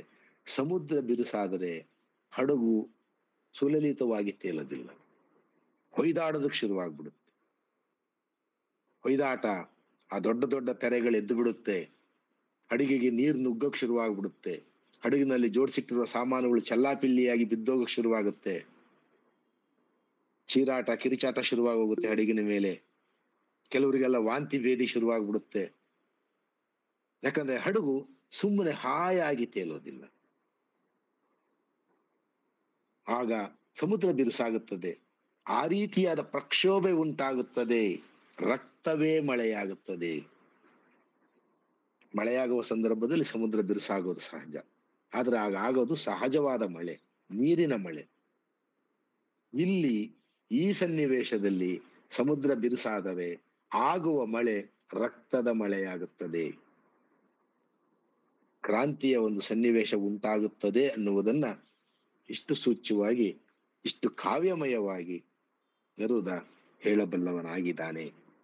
ಕಾರಣ ಏನು ಅಂತ ಹೇಳಿದ್ರೆ, ಅವನಿಗೆ ಈ ರೀತಿಯಾಗಿರುವಂತಹ ಮಾತುಗಳನ್ನು ಆಡೋದು, ಈ ರೀತಿಯಾಗಿರುವಂತಹ ಕಾವ್ಯಗಳನ್ನು ಬರೆಯೋದು ಕೇವಲ ಕಾವ್ಯ ಕೃಷಿಯ ಭಾಗವಾಗಿರಲಿಲ್ಲ. ಅವನು ಸ್ವತಃ ಜೀವನದಲ್ಲಿ ರಾಜಕೀಯ ಕಾರ್ಯಕರ್ತ ಆಗಿದ್ದ. ಕ್ರಾಂತಿಯ ಪರವಾದ ಪಕ್ಷಗಳ ಜೊತೆಗೆ ಹೋರಾಟ ಮಾಡ್ತಾ ಇದ್ದ. ಎಲ್ಲರಿಗಿಂತ ಹೆಚ್ಚಾಗಿ ಆ ಚಿಲಿ ದೇಶದ ಬಡವರು, ಕಾರ್ಮಿಕರು, ಗಣಿ ಕಾರ್ಮಿಕರು, ಇವರೆಲ್ಲರ ಕಷ್ಟಗಳನ್ನ ಬಹಳ ಹತ್ತಿರದಿಂದ ಕಾಣಬಲ್ಲವನಾಗಿದ್ದ. ಆ ರೀತಿ ಕಂಡಿದ್ದರಿಂದಲೇ ಅವರನ್ನೇ ರೂಪಕಗಳನ್ನಾಗಿ ಮಾಡಿಕೊಂಡು, ಅವರನ್ನೇ ಹೋಲಿಕೆಗಳನ್ನಾಗಿ ಮಾಡಿಕೊಂಡು, ಅವರನ್ನೇ ವಸ್ತುಗಳನ್ನಾಗಿ ಮಾಡಿಕೊಂಡು ನೂರಾರು ಕವಿತೆಗಳನ್ನ ಬರೆದ ಚಿಲಿ ದೇಶದ ಜನ ಪಾಬ್ಲೋ ನೆರೂದನನ್ನ ತಮ್ಮ ದೇಶದ ಹೆಮ್ಮೆ ಅಂತ ಭಾವಿಸ್ತಾರೆ. ನಾವು ಕನ್ನಡ ನಾಡಿನವರು ಕುವೆಂಪುವನ್ನ ಭಾವಿಸೋ ರೀತಿಯಲ್ಲಿ ಅವರ ದೇಶದ ಬಗ್ಗೆ, ನಿಮ್ಮ ದೇಶದ ಹೆಮ್ಮೆಗಳು ಏನು ಅಂತ ಕೇಳಿದ್ರೆ ಅವ್ರು 3 ವಿಷಯಗಳನ್ನು ಹೇಳ್ತಾರೆ ಅಂತ. ಒಂದು, ಅವರ ನಾಡಿನ ವಿಶಿಷ್ಟವಾಗಿರುವ ಜ್ವಾಲಾಮುಖಿಗಳ ಬಗ್ಗೆ. ಅಲ್ಲಿ ಅಗ್ನಿ ಪರ್ವತಗಳಿದ್ದಾವೆ ಆ ಚಿಲಿನಲ್ಲಿ. ಬೇರೆ ದೇಶಗಳಲ್ಲಿ ಇರೋದಕ್ಕಿಂತ ಬಹಳ ಬೇರೆ ರೀತಿಯ ವಿಶಿಷ್ಟ ಬಗೆಯಲ್ಲಿ ಹೆಚ್ಚಿನ ಸಂಖ್ಯೆಯಲ್ಲಿ ಇದ್ದಾವೆ ಅಗ್ನಿ ಪರ್ವತಗಳು, ಅವುಗಳ ಬಗ್ಗೆ. ಮತ್ತು ಚಿಲಿ ದೇಶದ ಹೆಣ್ಣು ಮಕ್ಕಳು ಅಪರೂಪದ ಚೆಲುವೆಯರು. ಚಿಲಿ ಜನ ಹೇಳೋ ಪ್ರಕಾರ ಪ್ರಪಂಚದಲ್ಲೇ ಬಹಳ ಚೆಲುವೆಯರು ಅವರು ಅಂತ ಹೇಳಿ. ಸಹಜವಾಗಿ ಸುಂದರಿಯರಾಗಿ ಹುಟ್ಟುತ್ತಾರೆ. ಅದು 2ನೇ ಹೆಮ್ಮೆ. 3ನೆಯ ಹೆಮ್ಮೆಯೇ ನೆರೂದ. ಆತ ದಮನಿತ ಜನರ ವಾಣಿ. ಚಿಲಿ ದೇಶದ ಸಾಂಸ್ಕೃತಿಕ ಮತ್ತು ಸಾಹಿತ್ಯಿಕ ಔನ್ನತ್ಯವನ್ನ ನೋಬೆಲ್ ಪ್ರಶಸ್ತಿ ಪಡೆಯುವ ಮಟ್ಟಕ್ಕೆ ಏರಿಸಿದ. ಅದಕ್ಕೋಸ್ಕರವಾಗಿ ಆ ದೇಶದ ಜನರಿಗೆ ಆತನ ಬಗ್ಗೆ, ಅದರಲ್ಲೂ ಸಾಮಾನ್ಯ ಜನರಿಗೆ ಆತನ ಬಗ್ಗೆ ಬಹಳ ಹೆಮ್ಮೆ ಮತ್ತು ಕೃತಜ್ಞತೆ ಇದೆ. ಆ ರೀತಿಯಾಗಿರುವ ಕವಿತೆಗಳನ್ನ ಬರೆಯುವ ಸಾಧ್ಯತೆಯನ್ನ ಈ ಕವಿತೆಗಳಲ್ಲಿ ನಾವು ಕಾಣಬಹುದಾಗಿದೆ. ಯಾವುದನ್ನೂ ಕೂಡ ವಾಚ್ಯವಾಗಿ ಹೇಳಬೇಕಾಗಿಲ್ಲ. ಹೇಳಿಕೆಗಳು ಕೂಡ ಇನ್ಯಾವುದೋ ಅರ್ಥ ಸಾಧ್ಯತೆಯನ್ನು ಸೂಚಿಸುವ ಆ ಧ್ವನಿಯನ್ನು ಅಡಗಿಸಿಕೊಂಡಿರಬೇಕು. ಪದಗಳು ನಾವು ಓದಿದಾಗ ಇವು ಮಾಮೂಲಿ ಪದಗಳು ಅನ್ನಿಸಬಹುದು. ಆದ್ರೆ ಆ ಪದಗಳು ಏನನ್ನ ಸೂಚಿಸ್ತವೆ ಅನ್ನೋದ್ರ ಮುಖಾಂತರವಾಗಿ ಆ ಕಾವ್ಯದ ಮಹತ್ವ ಜಾಸ್ತಿ ಆಗುತ್ತೆ. ಇದು ನಾನು ಆ ಕವಿತೆಯ ಬಗ್ಗೆ ಹೇಳ್ಬೋದಾಗಿರುವ ಕೆಲವು ಮಾತುಗಳು. ಇದರಲ್ಲಿ ಚರ್ಚೆಯನ್ನು ನಾವು ಮಾಡುವ ಅವಕಾಶ ಇದೆ. ಅದರಿಂದ ನೀವ್ಯಾರು ಚರ್ಚೆಯನ್ನು ಆರಂಭಿಸಿದರೆ ಅದಕ್ಕೆ ಸಂಬಂಧಪಟ್ಟ ಕೆಲವು ಮಾತುಗಳನ್ನು ನಾನು ಆಡೋದಕ್ಕೆ ಪ್ರಯತ್ನ ಪಡ್ತೀನಿ.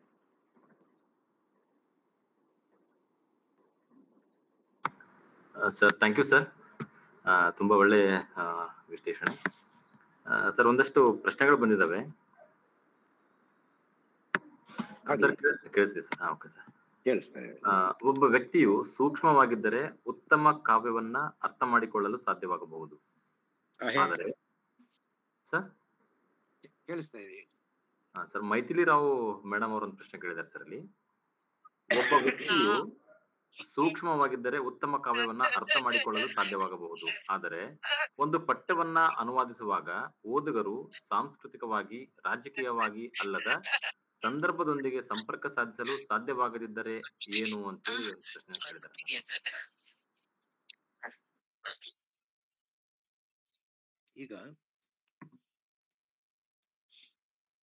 ಯಾವುದೇ ಒಂದು ಕಲಾಕೃತಿ ಅಥವಾ ಕಾವ್ಯ ಎರಡು ರೀತಿಯಲ್ಲಿ ತನ್ನ ಅರ್ಥದ ಸಾಧ್ಯತೆಯನ್ನು ಬಿಟ್ಟುಕೊಡುತ್ತೆ. ಒಂದು, ಇರುವಷ್ಟಕ್ಕೆ ಅದನ್ನು ಓದಿದ ತಕ್ಷಣ ನಮಗೆ ಏನೋ ಹೊಳೆಯುತ್ತೆ, ಅದು ಸ್ವಲ್ಪ ಅಸ್ಪಷ್ಟವಾದ್ದಾಗಬಹುದು, ಪೂರ್ತಿ ದಕ್ಕಿದೆ ಅಂತ ಅನಿಸದೇ ಇರಬಹುದು, ಆದ್ರೆ ಏನೋ ಒಂದು ಹೊಳೆಯುತ್ತೆ. ಯಾವುದೇ ಕಲಾಕೃತಿ, ಅದು ಚಿತ್ರಕಲೆಯನ್ನ ನೋಡಿದಾಗ, ಹಾಡನ್ನ ಕೇಳಿಸ್ಕೊಂಡಾಗ, ಭಾಷೆ ಗೊತ್ತಾಗದಿದ್ರು ಕೂಡ ಆ ಹಾಡಿನಲ್ಲಿರೋದು ಏನೋ ಒಂದು ಭಾವನೆ, ಯಾವುದೋ ಒಂದು ಭಾವ ನಮ್ಮನ್ನು ಸೋಕುತ್ತೆ. ಹಂಗೆ ಈ ರೀತಿ ಅನುವಾದಗೊಂಡಿರುವ ಒಂದು ಪದ್ಯವನ್ನ ಅಥವಾ ಕಾವ್ಯವನ್ನು ಓದಿದಾಗ ಅದರಷ್ಟಕ್ಕೆ ಒಂದಿಷ್ಟು ಅರ್ಥ ಹೊಳೆಯುತ್ತೆ. ಅದರ ಪೂರ್ಣ ರುಚಿ, ಅದರ ಸತ್ವ ಮತ್ತು ಅದರ ಮಹತ್ವ ಅರ್ಥ ಆಗಬೇಕು ಅಂತ ಹೇಳಿದ್ರೆ ನಮ್ಗೆ ಇನ್ನೂ ಹೆಚ್ಚಿನ ವಿಷಯಗಳು, ವಿವರಗಳು ಗೊತ್ತಿರಬೇಕು. ಅಲ್ಲಿನ ಸಾಮಾಜಿಕ ಸನ್ನಿವೇಶ, ಸಾಂಸ್ಕೃತಿಕ ಸನ್ನಿವೇಶ, ಮತ್ತೆ ಕವಿ ಸೂಚಿಸ್ತಾ ಇರುವ ಕೆಲವು ವಿಷಯಗಳು ಬೇರೆ ಏನನ್ನು ಹೇಳಕ್ ಪ್ರಯತ್ನ ಪಡ್ತಾ ಇದ್ದೇವೆ ಅನ್ನೋದಿದ್ರೆ ಇನ್ನೂ ಚೆನ್ನಾಗಿರುತ್ತೆ.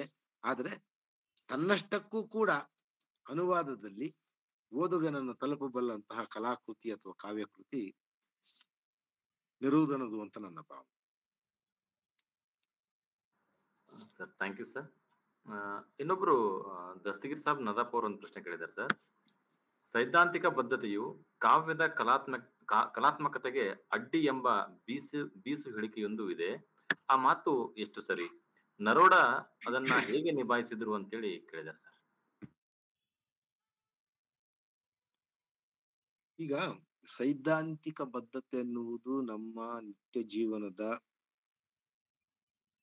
ನಮ್ಮ ಕ್ರಿಯೆಗಳ ಒಟ್ಟಾರೆ ಭಾಗವಾಗಿ ಇಲ್ಲದಿದ್ದಾಗ ಅದು ಬರೀ ಆಲೋಚನೆ ಅಥವಾ ಪ್ರಜ್ಞೆಯ ಭಾಗವಾಗಿರುತ್ತೆ. ಯಾವಾಗ ಅದು ನಮ್ಮ ಭಾವನೆಗಳ ಭಾಗ ಆಗಿ ಹೋಗುತ್ತೆ, ಸಂವೇದನೆಗಳ ಭಾಗ ಆಗಿ ಹೋಗುತ್ತೆ, ನಾವು ಆಗ ಪ್ರತಿಕ್ರಿಯಿಸುವ ವಿಧಾನ ಸಿದ್ಧಾಂತವನ್ನ ನಾವು ಸಿದ್ಧಾಂತವಾಗಿ ವಿವರಿಸೋದು, ವಾಕ್ಯಗಳಾಗಿ ಮಂಡಿಸೋದಲ್ಲ. ಅದಕ್ಕೆ ಬದಲಾಗಿ ಆ ಅನುಭವ ಕ್ರಿಯೆಯನ್ನು ನಾವು ಕಲಾಕೃತಿಯಾಗಿ ಕಟ್ಟಿಕೊಡ್ತೀವಿ. ಯಾವಾಗ ಸಿದ್ಧಾಂತವನ್ನ ಸಿದ್ಧಾಂತವಾಗಿ ವಿವರಿಸಕ್ ಪ್ರಯತ್ನ ಪಡ್ತೀವಿ, ಅದು ಬಹಳ ವಾಚ್ಯ ಆಗುತ್ತೆ, ಘೋಷಣಾತ್ಮಕ ಆಗುತ್ತೆ. ಬದುಕಿನ ಅನುಭವದ ಮುಖಾಂತರವಾಗಿ ಅದನ್ನ ಗ್ರಹಿಸಿ ಅದನ್ನ ನಾವು ಮಂಡಿಸಕ್ಕೆ ಪ್ರಯತ್ನ ಪಟ್ಟಾಗ ಸಾಹಿತ್ಯ ಕೃತಿ ಆಗುತ್ತೆ. ನೆರುವುದನಲ್ಲಿ ಆ ಸಾಧ್ಯತೆ ಬಹಳ ತಂದಿದ್ದು ಕಾರಣ ಏನು ಅಂತ ಹೇಳಿದ್ರೆ, ಅವನ ಕಾವ್ಯ ಮತ್ತು ಅವನ ಕ್ರಿಯೆ ಎರಡು ಪರಸ್ಪರ. ಚಿಲಿ ದೇಶದ ಸಾಮಾನ್ಯ ಜನರ, ಬಡವರ ಪರವಾಗಿರುವ ಅವನ ಮಾತುಗಳು ಆಲೋಚನಾ ಪೂರ್ವಕವಾಗಿ ಮಾತ್ರ ಬಂದವುಗಳಲ್ಲ, ಹೃದಯ ಪೂರ್ವಕವಾಗಿ ಬಂದವು. ಹಂಗಾಗಿ ನಮಗೆ ಹೆಂಗೆ ಸಹಜವಾಗಿ ಯಾವುದೋ ಒಂದು ಘಟನೆಯನ್ನು ನೋಡಿದಾಗ ಒಂದು ಚೀತ್ಕಾರ ಹುಟ್ಟುತ್ತೆ, ಆ ರೀತಿಯಾಗಿರೋ ವಿಧಾನದಲ್ಲಿ ಅವನದನ್ನು ಹೇಳಬಲ್ಲವನು. ಆತ ರಾಜಕೀಯವನ್ನು ಓದಿದ್ದ ಮತ್ತು ಕಲಿತಿದ್ದ, ಆದ್ರಿಂದ ರಾಜಕೀಯ ಪರಿಭಾಷೆಯನ್ನು ತರ್ತಿದ್ದ. ಲೆನಿನ್ ಬಗ್ಗೆ ಬರೆದಾಗಲೂ ಕೂಡ ಎಷ್ಟು ಗಾಢವಾಗಿ ಬರೆದಿದ್ದಾನೆ ಅಂದ್ರೆ, ಒಂದು ಉದಾಹರಣೆ ಹೇಳ್ತೀನಿ.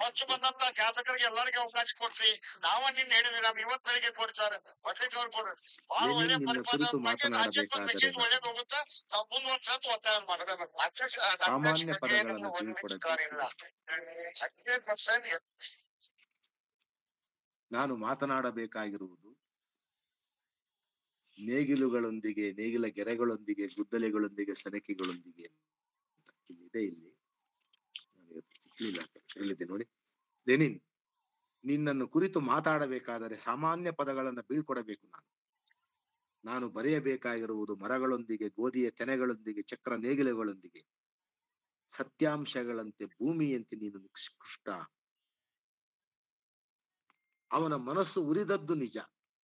ಲೆನಿನ್ ಬಗ್ಗೆ ಅವನು ಹೇಳ್ತಿರೋದು, ಒಂದು ವ್ಯಕ್ತಿ ಚಿತ್ರ ಕೊಡ್ತಿದ್ದಾನೆ ಕಾವ್ಯದಲ್ಲಿ, ಆದರೆ ಅದೆಂದೂ ಬೂದಿ ಆಗಲಿಲ್ಲ. ನೋಡ್ರಿ ಕಾವ್ಯ ಹೆಂಗಿದೆ, ಎಷ್ಟು ಗಟ್ಟಿಯಾಗಿದೆ. ಉರಿದದ್ದು ನಿಜ, ಆದ್ರೆ ಅದು ಬೂದಿ ಆಗಲಿಲ್ಲ. ಅವನ ಜ್ವಲಿಸುವ ಹೃದಯವನ್ನ ತಣಿಸುವುದಾಗಲಿಲ್ಲ ಸಾವಿನಿಂದ. ಸಾವು ಕೂಡ ಅವನು ಉರಿಯುವ ಹೃದಯವನ್ನು ತಣ್ಣಗೆ ಮಾಡಿಲ್ಲ. ಯಾಕಂತ ಹೇಳಿದ್ರೆ ಅದು ಲಕ್ಷಾಂತರ ಹೃದಯಗಳಲ್ಲಿ ಆ ಜ್ವಲಿಸುವಿಕೆಯನ್ನು ಹುಟ್ಟಿಸಿ ಹೋಗಿದೆ. ಅದರಿಂದ ನಾವು ರಾಜಕೀಯವನ್ನ ಅಥವಾ ರಾಜಕೀಯ ವಿಷಯಗಳನ್ನ ಬರಿಬೇಕಾದಾಗ್ಲೂ ಕೂಡ ಅದು ನಮ್ಮ ಭಾವನೆಯ ನಿಜವಾದ ಭಾಗವಾಗುವ ಮಟ್ಟಿಗೆ ನಾವು ಅದನ್ನ ಮಾಡಿಕೊಂಡಿದ್ರೆ ಬಹುಶಃ ಅದು ಅಷ್ಟು ಕಷ್ಟ ಆಗಲಾರದು.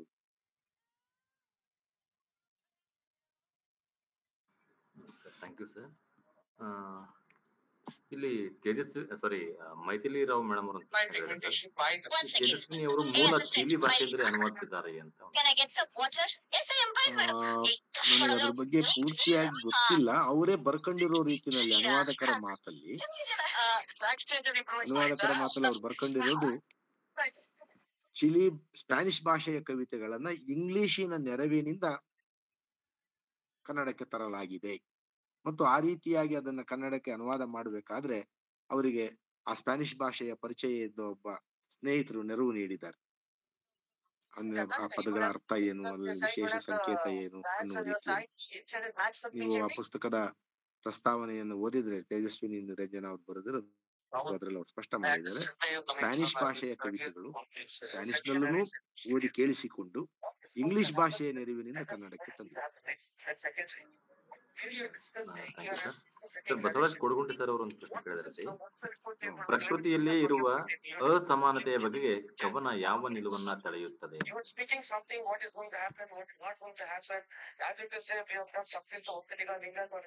ಅಸಮಾನತೆ ಅನ್ನುವುದು ಹೇರಲ್ಪಟ್ಟಿರೋದಾಗಿಲ್ದಿದ್ರೆ, ಅದು ಉದ್ದೇಶಪೂರ್ವಕವಾಗಿರುವ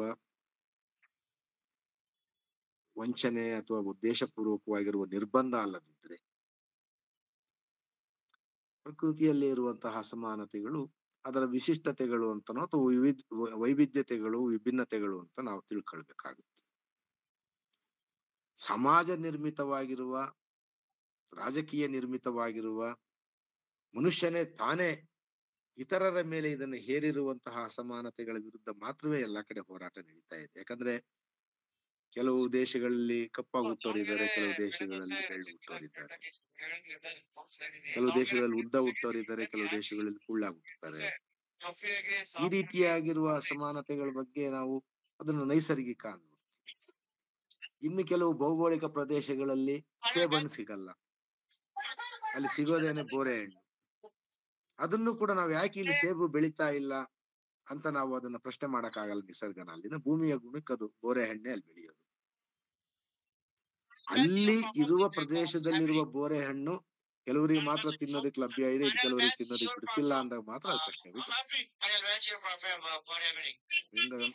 ಕವಿ ಅಥವಾ ಕಾವ್ಯ ನಿಸರ್ಗ ನಿರ್ಮಿತವಾಗಿರುವ, ಸಹಜವಾಗಿರುವ ಇವುಗಳನ್ನ ನಿವಾರಿಸಬೇಕಾದ್ರೆ ಅದು ಸ್ನೇಹಮಯವಾಗಿ, ಅದ್ರ ಮೇಲೆ ವೈರುಧ್ಯಾತ್ಮಕವಾಗಿರುವ ಜಗಳ ಹಿಡಿಯಲ್ಲ, ಇನ್ನೇನಾದ್ರೂ ಅದ್ರೊಳಗಡೆ ಇಂಪ್ರೂವ್ಮೆಂಟ್ಸ್ ತರೋದಕ್ಕೆ ಸಾಧ್ಯವೆ ಅನ್ನೋ ಆಶಯದಿಂದ ಅದನ್ನ ಅಡ್ರೆಸ್ ಮಾಡಿ. ಮನುಷ್ಯ ನಿರ್ಮಿತವಾದ ಅಸಮಾನತೆಗಳ ಹೇರಿಕೆಗಳ ಬಗ್ಗೆ ಮಾತ್ರವೇ ಅದು ಕ್ರೋಧಗೊಳ್ಳುತ್ತೆ. Thank you sir. ಇಲ್ಲಿ ರಾಜೇಂದ್ರ ಕುಮಾರ್ ಮುದ್ನಾಳ್ ಅವರು ಒಂದು ಪ್ರಶ್ನೆ ಕೇಳಿದ್ದಾರೆ ಸರ್, ಜಾನಪದರ ಬದುಕಿನ ಅನಾವರಣದಂತೆ ಕವಿತೆ ಸೃಷ್ಟಿಯಾಗಿದೆಯಲ್ಲವೇ ಅಂತ.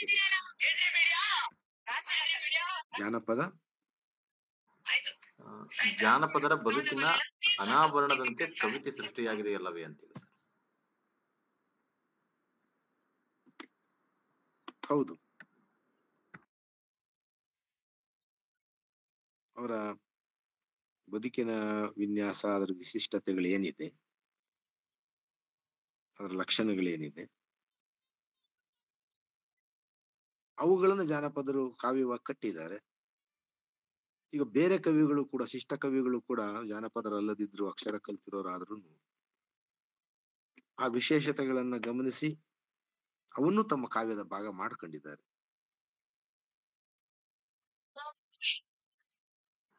Sir thank you sir. ಇಲ್ಲಿ ರಾಚಕೊಪ್ಪ ಅನ್ನೋರು ಒಂದು ಪ್ರಶ್ನೆ ಕೇಳಿದ್ದಾರೆ ಸರ್. ಅಂದಿನ ಸಾಮಾಜಿಕ ವ್ಯವಸ್ಥೆಯ ಅರ್ಥವ್ಯವಸ್ಥೆ ಇತ್ಯಾದಿ ಕುರಿತು ಇಲ್ಲಿಯ ಪ್ರತಿಮೆಗಳು ಗಂಭೀರತೆಯನ್ನ ಒದಗಿಸಿ ಹೃದಯಕ್ಕೆ ಮುಟ್ಟಲು ಸಾಧ್ಯವಾಗಿದೆ ಎನ್ನೋಣವೇ ಅಂತ ಕೇಳಿದ್ದಾರೆ ಸರ್. ಇಲ್ಲ, ಅವು ಬಹಳ ಮಾರ್ಮಿಕವಾದ ವಿಧಾನದಲ್ಲಿ ಬರೆಯಲ್ಪಟ್ಟಿರೋದ್ರಿಂದ ಆಗಿದ್ದಂತಹ ಒಂದು ವಿಷಮ ಸನ್ನಿವೇಶವನ್ನ ಇಲ್ಲಿ ಈ ಕವಿತೆಯಲ್ಲಿ ಬರುವಂತಹ ರೂಪಕಗಳು, ಪ್ರತಿಮೆಗಳು ಬಹಳ ಚೆನ್ನಾಗಿ ಮನದಟ್ಟು ಮಾಡುವಂತಿವೆ. ಈಗ ಉದಾಹರಣೆಗೆ ನೋಡಿ, ಅದು ಸಹಜವಾಗಿರೋ ರೀತಿಯಲ್ಲಿ ಈಗ ಒಬ್ಬ ಜಾನಪದ ಮಹಿಳೆದು ನನಗೆ ನೆನಪಿರುವ ಒಂದ್ 3-4 ಸಾಲಿದೆ. ಅದನ್ನು ಬರೆದಿರೋ ಅನಾಮಿಕ ಕವಿ, ಪ್ರಸಿದ್ಧವಾದವುಗಳು ಕೂಡ. ಹಾದಿಲಿ ಹೋಗೋರೆ ಹಾಡೆಂದು ಹೇಳ್ಬೇಡಿ, ಹಾಡಲ್ಲ ನನ್ನ ಒಡಲುರಿ, ಬೆವರಲ್ಲ ನನ್ನ ಕಣ್ಣೀರು. ಅವಳು ತನ್ನ ಬದುಕಿನ ಪರಿಸ್ಥಿತಿಯನ್ನ ಬೇರೆಯವರು ಬೇರೆ ಯಾವುದೋ ರೀತಿಯಲ್ಲಿ ಭಾವಿಸ್ಬಿಟ್ಟಾರು, ನಾನೇನೋ ಹಾಡು ಹೇಳ್ತಾ ಇದ್ದೀನಿ, ಕಲೆ ಕಾವ್ಯ ಅಂತ ತಿಳಿದು ಬಿಟ್ಟಾರು, ಇಲ್ಲ ಇದು ನನ್ನ ಒಡಲುರಿ, ಇದು ಬರೀ ಬೆವರು ಅಂತ ತಿಳಿದಿರ್ಬೋದು. ಬೆವರು ಬರೋದು ಬಹಳ ಸಹಜ ಕೆಲಸ ಮಾಡ್ಬೇಕಾದ್ರೆ, ಅದೇ ಹಂಗಲ್ಲ. ಕಣ್ಣೀರು ದುಃಖದಲ್ಲಿ ಬರುತ್ತೆ. ಈ ಬೆವರು ಕೂಡ ದುಃಖದಿಂದ ಹುಟ್ಟುತ್ತಾ ಇದೆ. ಅದೆಷ್ಟು ಸಹಜವಾಗಿ ನಮ್ಮ ಮನಸ್ಸು ಮುಟ್ಟುತ್ತೆ.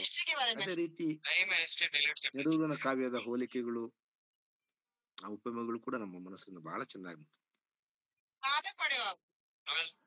Thank you sir. ಸರ್ ಇಲ್ಲಿ ಪ್ರಹ್ಲಾದ್ ಅನ್ನೋರು ಒಂದು ಪ್ರಶ್ನೆ ಕೇಳಿದ್ದಾರೆ ಸರ್. ಇಲ್ಲಿ ನರೋಡ ಅವರ ಮೇಲೆ ಕಾರ್ಲ್ ಮಾರ್ಕ್ಸ್ ಅವರ ವರ್ಗ ಸಿದ್ಧಾಂತದ ಪ್ರಭಾವವಿರಬಹುದಾ ಸರ್? ಟಿಕೆಟ್ ಎನ್ನುವುದು ಆ ದೇಶದ ಪೌರತ್ವನ ಅಲ್ಲಿ ಹುಟ್ಟುವುದರ ಮೂಲಕ ಟಿಕೆಟ್ ಪಡೆದಿರಬಹುದೇ ಅಂತೇಳಿ. ಟಿಕೆಟ್ ಅನ್ನೋದು ಆ ದೇಶದ ಪೌರತ್ವ ಆಗ್ಬಹುದು, ಭೂಮಿ ಮೇಲೆ ವಾಸಿಸುವ ಮಾನವ ಸಹಜ ಹಕ್ಕಾಗಬಹುದು, ಒಂದು ಸಮಾಜದಲ್ಲಿರುವಂತಹ ಹಕ್ಕಾಗಬಹುದು. ಬರೀ ಪೌರತ್ವ ಅಂತಲ್ಲಪ್ಪ, ಅದನ್ನು ನೀವು ದೇಶ ಅಂದಾಗ ಪೌರತ್ವ ಆಗುತ್ತೆ. ಹಡಗನ ದೇಶ ಅಂದ್ಬಿಟ್ರೆ, ಹಡಗನ್ನ ಭೂಮಿ ಅಂದ್ಬಿಟ್ರೆ ನೀವು ಅವಾಗ ಮನುಷ್ಯ ಹಕ್ಕಾಗುತ್ತೆ. ಪಾಬ್ಲೋ ನೆರುದನಿಗೆ ಎಡಪಂಥೀಯ ಚಿಂತನೆಗಳು ಇತ್ತು ಮತ್ತು ಕಮ್ಯುನಿಸ್ಟ್ ಸಿದ್ಧಾಂತದ ಪರಿಚಯವೂ ಇತ್ತು.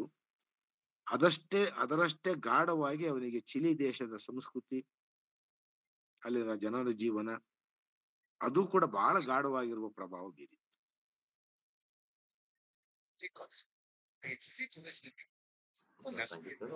ಅದರಲ್ಲಿ ಡಾಕ್ಟರ್ ಮಲ್ಲಪ್ಪ ಯರ್ಲಪ್ಪನವರು ಅಂತ ಹೇಳಿದ್ದಾರೆ, ಇಂದಿನ ಸಮಾಜದ ಅಸಮಾನತೆಗೆ ಈ ಕವನ ಸೂಕ್ತವೇ ಸರ್ ಅಂತ.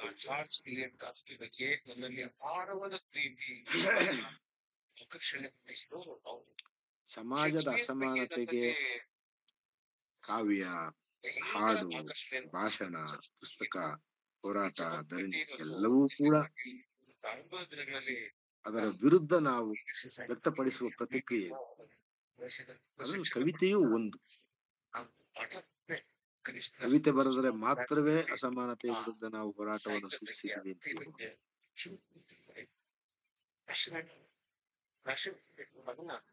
Sir thank you sir. ಇದಿಷ್ಟು ಚಾಟ್ ಬಾಕ್ಸ್ ಅಲ್ಲಿ ಇರುವಂತಹ ಪ್ರಶ್ನೆಗಳು ಸರ್. ಈಗ ಕೇಳುಗರು ನೀವು ನೇರವಾಗಿ ಸರ್ ಜೊತೆಗೆ ಈ ಕವಿತೆಯ ಕುರಿತು ಈ ಸರ್ ಅವರು ಮಾಡಿರುವ ವಿಶ್ಲೇಷಣೆ ಕುರಿತು ಏನಾದ್ರೂ ಸಲಹೆಗಳಿದ್ರೆ, ಸೂಚನೆಗಳಿದ್ರೆ ಅಥವಾ ಪ್ರಶ್ನೆಗಳಿದ್ರೆ ಸರ್ ಅವರೊಂದಿಗೆ ನೇರವಾಗಿ ನೀವು ಮಾತನಾಡಬಹುದು. ಅನ್ಮ್ಯೂಟ್ ಮಾಡ್ಕೊಳ್ಳೋದ್ರ ಮೂಲಕ ನೀವು ಸರ್ ಜೊತೆಗೆ ಮಾತಾಡ್ಲಿಕ್ಕೆ ಅವಕಾಶ ಇರುತ್ತೆ.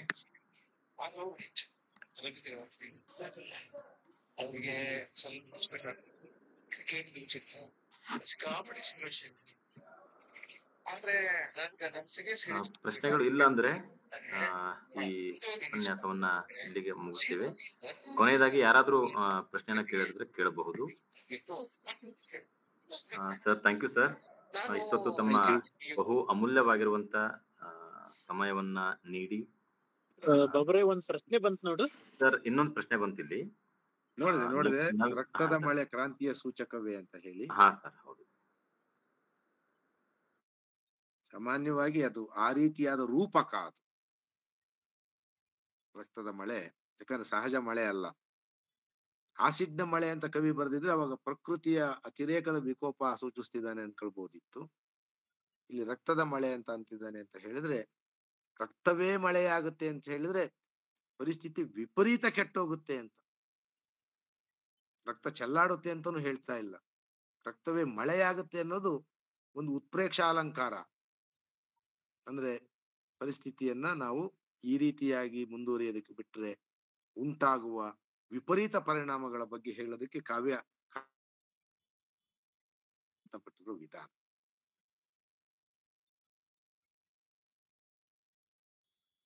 Sir, thank you sir.